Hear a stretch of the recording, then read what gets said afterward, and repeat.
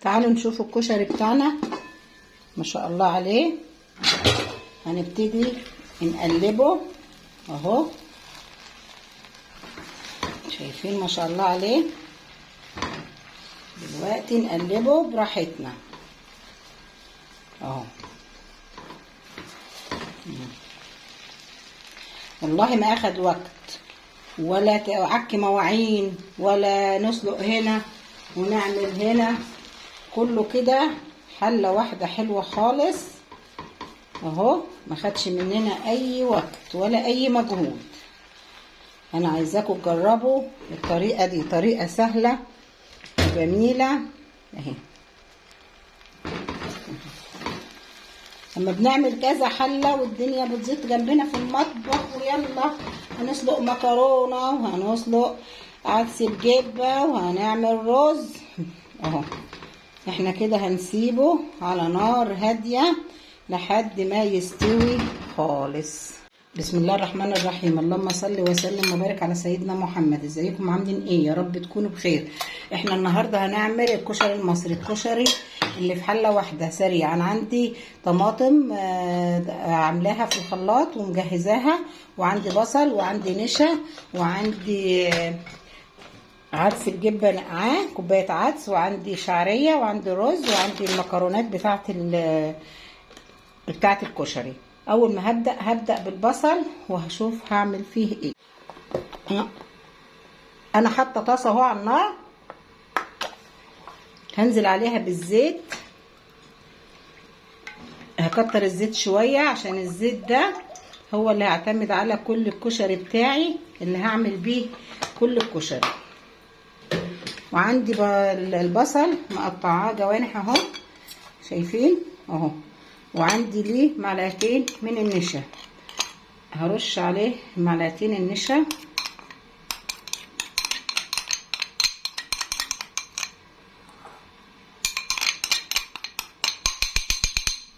اهو،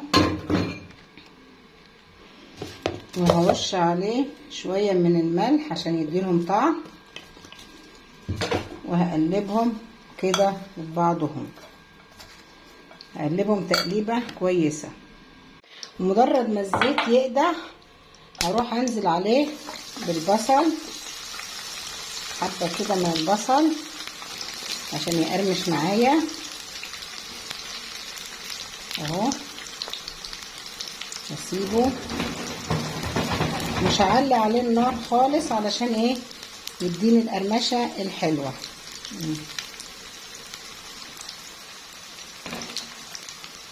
مش هحط البصل كله عشان ما يطرش معايا.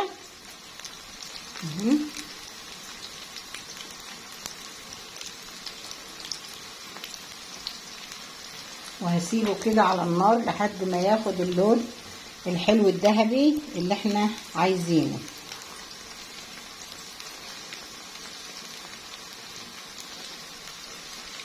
اهو. هنسيب البصل لحد ما ياخد اللون الحلو كده معانا. عايزاكم تشتركوا في القناه وتدعموها كده، وتخشوا تعملوا لنا لايك وتعملوا لنا شير عشان يوصلكوا كل جديد اهو. هنقلبه كل كده شويه كده.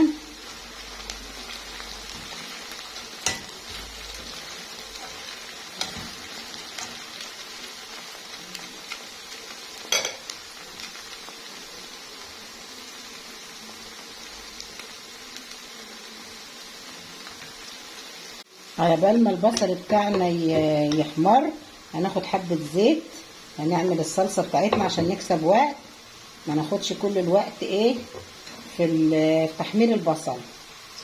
هنعمل الصلصه عشان نحطها على النار اهي. هناخد من الزيت بطعم البصل كده، هيبقى طعمه حلو بالصلصه اهي. بس كده هنروح نعمل ايه الصلصه بتاعتنا، نحط الحله على النار وهنشوف البصل بتاعنا هيعمل ايه اهو.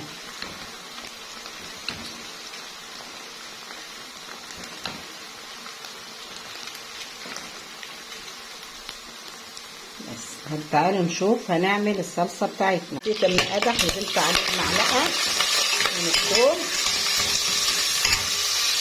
الحلو ده.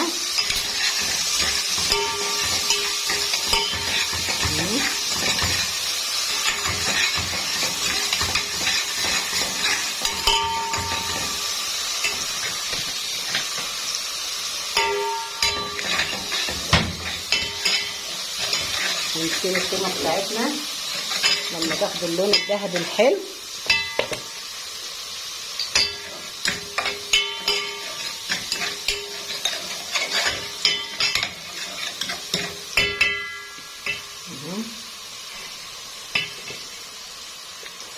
ثبت معانا.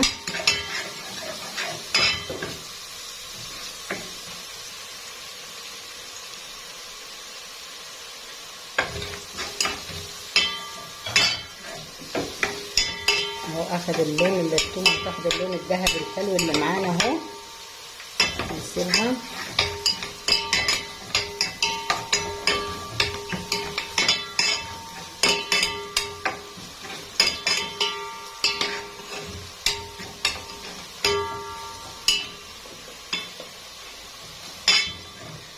اهو. هنزل عليها شويه من الخل، وبعد كده هحط الصلصه بتاعتي على النار اهي. هسيبها تتسبك، وبعد كده هبهرها بالبهارات بتاعتها اهو. تعالوا نشوفوا البصل بتاعنا عمل ايه. احنا لما عملنا الصلصه سيبنا البصل براحته اهو. احنا عايزين اللون الذهبي الحلو، مش عايزينه محروق.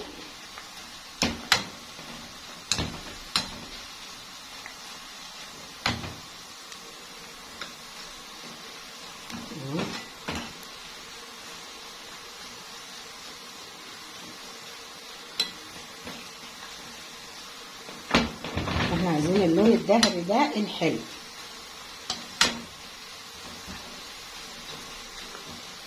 عشان البصل لما بيغمق بيدي طعم المرارة، لكن هو باللون الذهبي الجميل ده اهو. هتطلعيه كده اهو، وهفرده على حاجة واسعة عشان ما يطرش معايا اهي.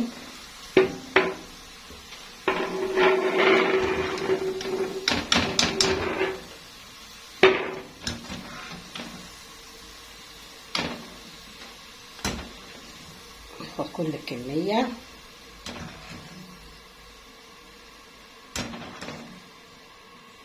على قد ما نقدر. نشيل البصل عشان ما يغمقش معانا.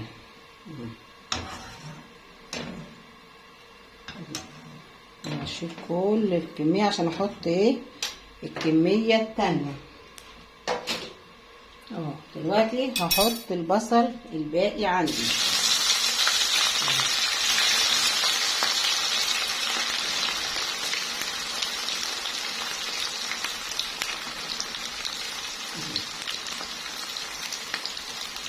هشوف الصلصة بتاعتي. شايفين على فكرة الصلصة بتاعتي انا حاطة فيها فلفل حراق، مش محتاجة اعمل شطة، وادي الملح والكمون كل المكونات، وهحط حبة ايه فلفل اسمر، وهسيبها لحد ما تتسبك خالص اهي.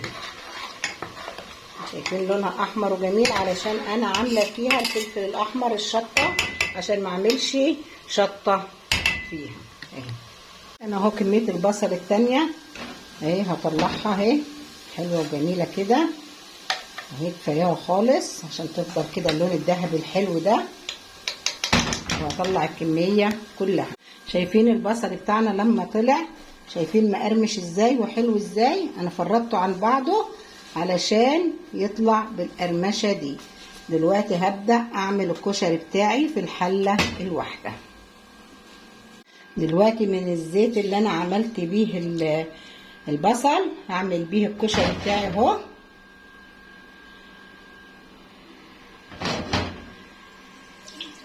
هحط الزيت على النار وهحط اول ما هبدأ بالشعرية، كوباية شعرية كده حلوة اهي.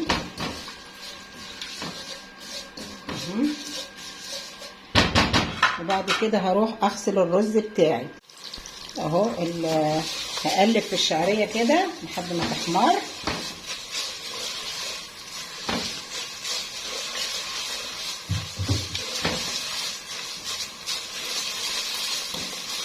الشعرية بتاعتي هتبتدي تحمر اهي، شايفين؟ هسيبها لما تاخد اللون الذهبي الحلو.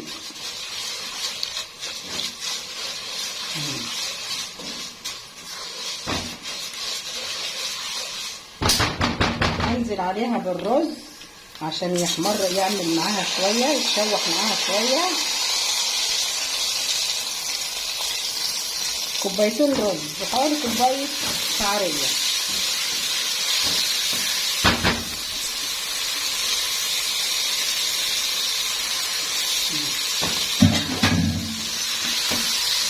هنبدا نقلبهم مع بعض كده عشان يدينا يبقى الرز بتاعنا والكشري مفلفل كده ما يعجنش.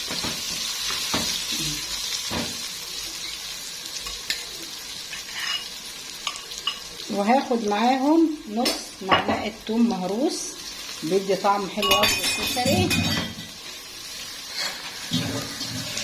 بيدي ريحه وطعم جميل التوم.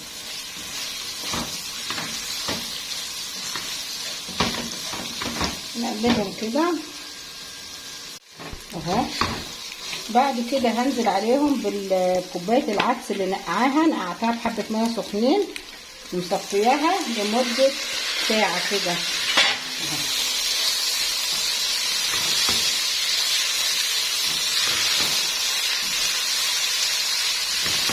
طبعا هنحط الملح بتاعنا،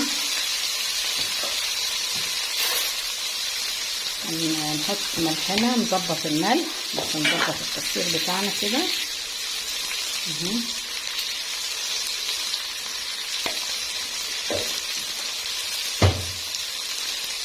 نحط فلفل اسمر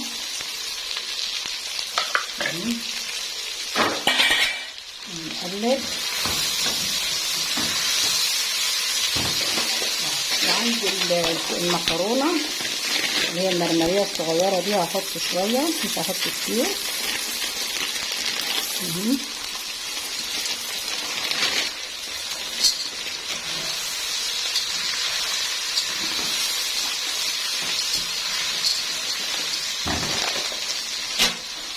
وعندي ميه سخنه.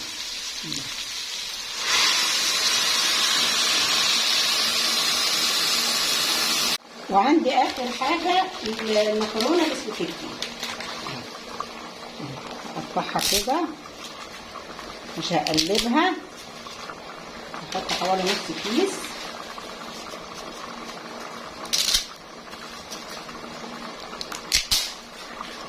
اهو، حوالي نص كيس من المكرونه الاسباجيتي. وهغطي على الكشري بتاعي. وبعد كده هوري دلوقتي معايا الحمص اهو، انا كنت نقعاه وبسلقه. طبعا انا حاطه له بهارته بالكمون والملح اهو، شايفين اهو استوى.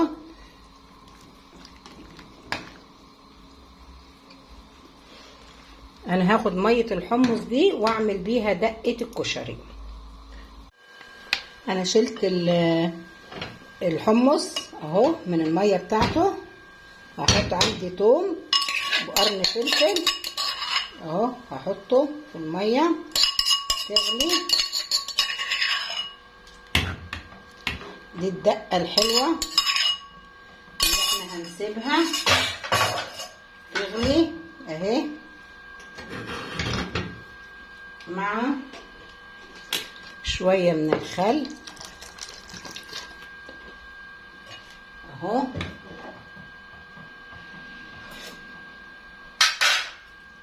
ومع ليمونه. عشان يدي طعم المزازه كده، تبقى الدقه بتاعتنا حلوه اهي. هنسيبها تاخد غلوه كده على النار، غلوتين، وبعدين هنسيبها هنطفي عليها. تعالوا نغرف معانا احلى طبق كشري اهو، احلى طبق كشري. شايفين ما شاء الله عليه كشري عامل ازاي اهو، فلفل جميل اهو، احلى طبق كشري. هنغرفه ونوريه لكم. احنا غرفنا اهو الكشري بتاعنا، شايفين؟ هنحط البصل الحلو ده بتاعنا اهو عليه اهو، احلى طبق كشري. هنجيب الحمص الحلو جميل اهو،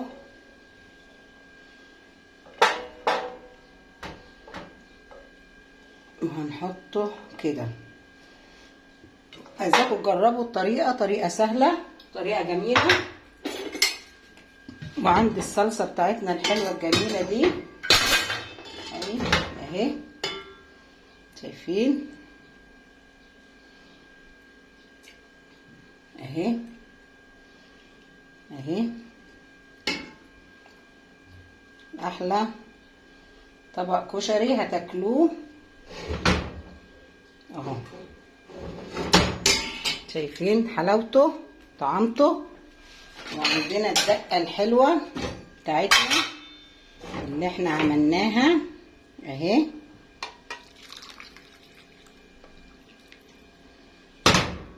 سخنه